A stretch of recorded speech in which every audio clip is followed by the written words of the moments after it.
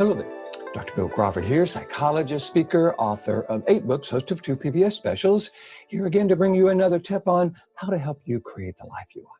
Specifically, how to use my life from the top of the mind philosophy to bring more clarity, confidence, creativity into everything you do. Today I want to talk about a subject that's kind of hard to nail down, but I think it's really, really important, defining who we are.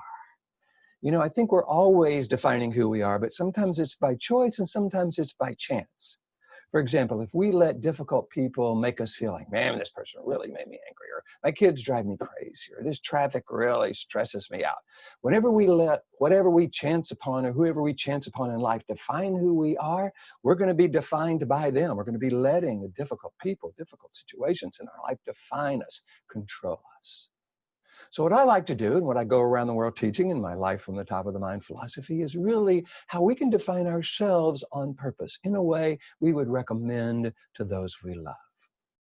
There's a quote that I love that says, everything we think and feel and do makes a statement about who we are and who we are becoming. I really believe we are defining who we are every day of our life. And the more we define ourselves on purpose, the more purposeful we can be in creating the life we want. Doesn't mean we'll always be successful, but at least we'll always know what's working, what's not working, so we can fine-tune it as we go along. So there was a kind of a quote, a series of quotes actually from Nikita Gil. And I really found it valuable in this whole concept of helping us define ourselves on purpose. Who do we be? How do we define ourselves? So she says this, be the kind of person who isn't afraid to ask someone if they're all right, even if they say they are, but look like they aren't. Maybe ask more than once. Be the kind of person who smiles at others, even when they don't smile back. Be the kind of person who isn't afraid to stand up in a crowd for what's right. And I love this last one. Be the kind of person you wished for when no one was there for you. I think we can all think about a time in our past and way past, some past, where, we really needed somebody to be there for us and nobody was there.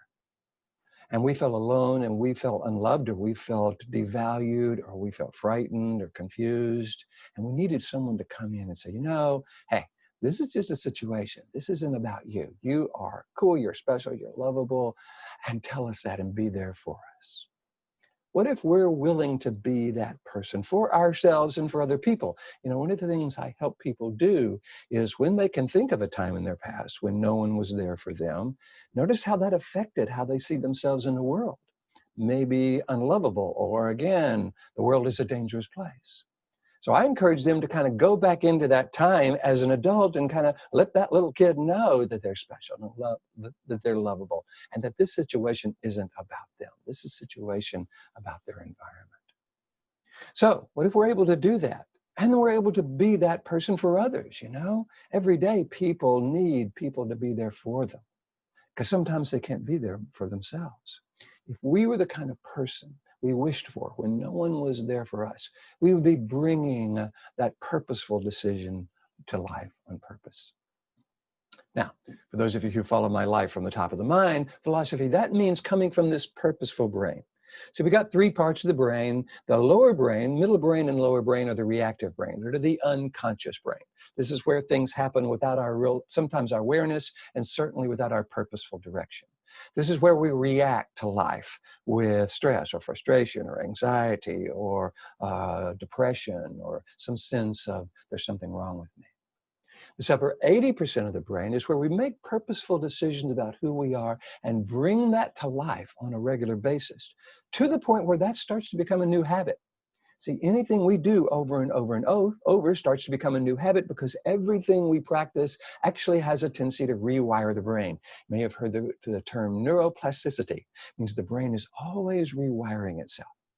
So I like to help people purposely rewire their brain by showing them the 3 parts of the brain, helping them understand when they find themselves in this lower brain, giving them a model that spells brain, that shows them how to shift from the reactive brain to the proactive brain, from this lower brain to the upper 80% of the brain, how to stay there, and then actually how to get other people to shift from their resistant brain to their receptive brain so they truly hear and understand what we want them to know. This has us making a statement about who we are on purpose, defining who we are on purpose, being that person who's willing to ask someone twice when they say they're all right, but they look like they aren't. Be that person who's willing to smile at people even when they don't smile back. Be that person who's brave enough to stand up in a crowd, even if we're alone, for what's right. Be the person we wished for when no one was there for us. I think we're willing to practice this every day. Start in the morning, go into the morning, practice this defining who we are. Who do I want to be with my kids? Who do I want to be with my family? Who do I want to be driving to work when someone cuts me off? Who do I want to be when I get to work and, 10 things are piled on my desk? Let's not just react to all that. Let's define ourselves. So we go into the morning practicing being that way. Then around lunchtime, we reboot, we stop, we say a prayer, we do the brain model, whatever it is, and we say, okay, now, what are the qualities and characteristics I want to bring into the afternoon? Who do I want to be this afternoon? And we go into the afternoon practicing being that way. Then sometime on the drive home or sometime between the afternoon and the evening, we stop and say, okay, who do I want to be with the most important people in my life? Who do I want to be with the people that I love the most and who love me the most? And we go into the evening practicing being that way.